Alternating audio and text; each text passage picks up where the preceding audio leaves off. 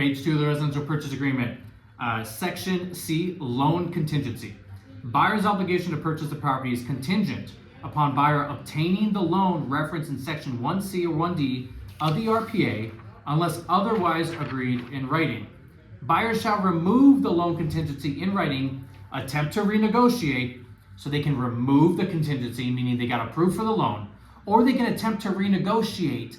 If your buyer did not get approved for the loan, but they got approved for less, you could try to renegotiate, or cancel the RPA by providing written notice, an email, and an addendum to the seller no later than blank calendar days following the date of acceptance of the RPA, whereupon buyer is entitled to a whole refund of the earnest money deposit referenced in Section 1A by a fully cooperated and executed cancellation of escrow instructions and release of buyer's funds through their reserve right to cancel pursuant to this contingency per this code.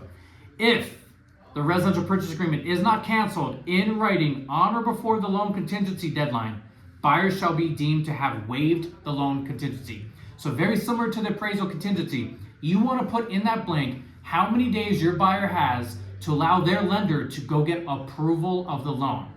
I commonly put about 24 days in this. Some agents put much longer. That may make your offer weaker.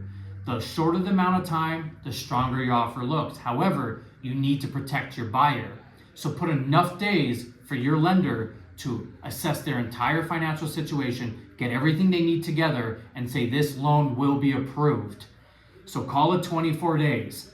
On day 21, day 22, day 23, even day 17, talk to the lender and say, how are we looking on the loan? Do we have approval? Do we have clear to close? Is this going to be approved?